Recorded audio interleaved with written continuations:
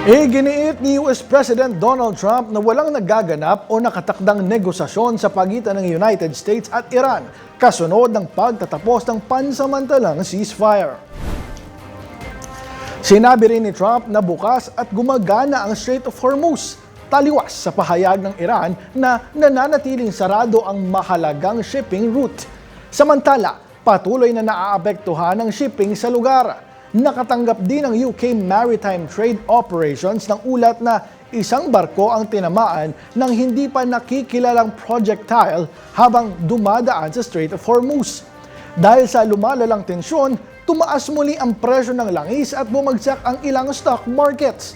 Samantala, sinabi ng Iran na bukas pa rin ito sa dialogue sa US, pero iginit na hindi nito itinuturing na katumbas ng pagsuko ang pakikipagnegosasyon.